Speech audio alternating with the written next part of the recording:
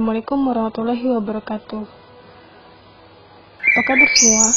Hari ini kita akan memulai latihan soal akuntansi perusahaan manufaktur.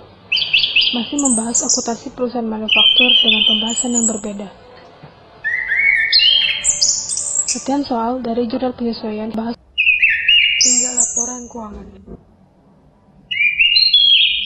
Di sini saya mempunyai data neraca saldo yang harus saya buatkan neraca saldonya. Saya telah membuat neraca saldo. Di sini saya telah memisahkan akun-akun berdasarkan debit dan kredit. Sudah disusun berdasarkan kelompok aktiva, kewajiban, modal, pendapatan, dan biaya.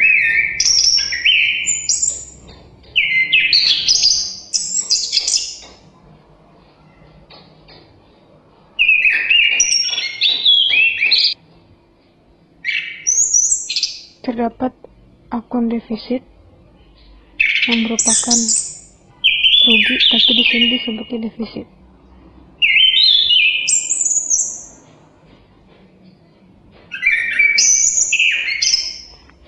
Totalnya sudah sama. Oke.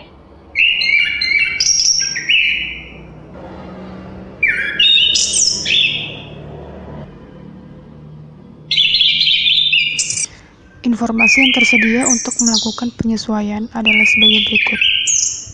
Hasil perhitungan secara fisik terhadap persediaan pada tanggal 31 Desember 2000A adalah sebagai berikut. Persediaan bahan baku 135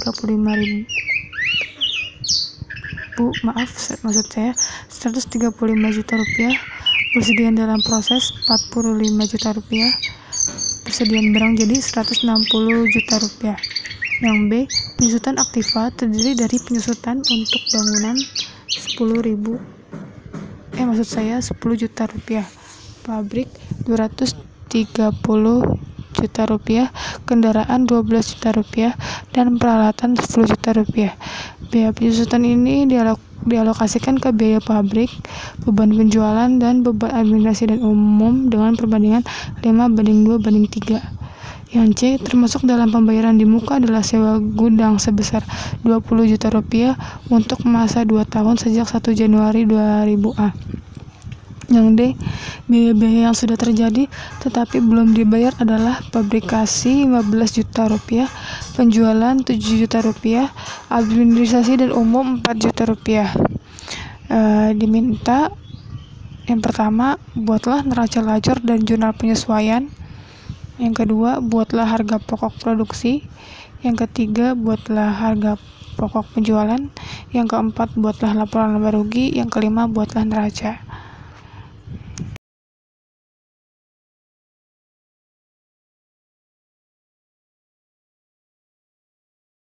Di sini perusahaan sudah melakukan perhitungan secara fisik, persediaan bahan baku, persediaan dalam proses, persediaan barang jadi pada akhir bulan, di mana saldo akhir bulan yang sebenarnya pada saat itu senilai 200 juta, 30 juta, 180 juta. Dan setelah dihitung, ternyata tidak sama dengan neraca saldo. Maka perusahaan perlu memunculkan saldo yang sebenarnya. Karena ini adalah bagian dari proses produksi, maka muncullah akun ikhtisar harga pokok produksi, di mana persediaan bahan baku, persediaan dalam proses, dan persediaan barang jadi berpengaruh terhadap harga pokok produksi. Muncullah akun-akun ikhtisar harga pokok produksi.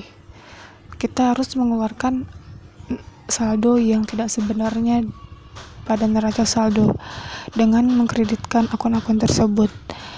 Ikhtisar harga pokok produksi di debit 200 juta dan persediaan bahan baku yang tidak sebenarnya senilai 200 juta dikredit, lalu memunculkan perhitungan fisiknya yang sebenarnya sebesar 135 juta. Lalu begitu pun dengan persediaan dalam proses dan persediaan barang jadi yang sebenarnya itu dimunculkan senilai 45 juta dan yang tidak sebenarnya senilai 30 juta dihilangkan. Lalu persediaan barang jadi juga sama, yang tidak sebenarnya 160 juta dikeluarkan, lalu dimasukkanlah yang sebenarnya senilai 180 juta.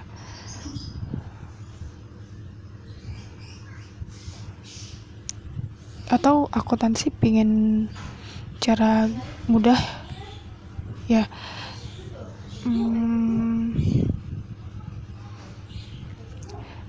di sini persediaan dalam proses nilainya 30 juta, ternyata 45 juta, berarti di debitnya ini perusahaan tinggal menambahkan 15 juta kekurangannya itu.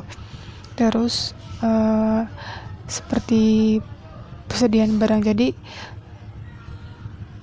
nilainya 160 juta, tinggal ditambahkan 20 juta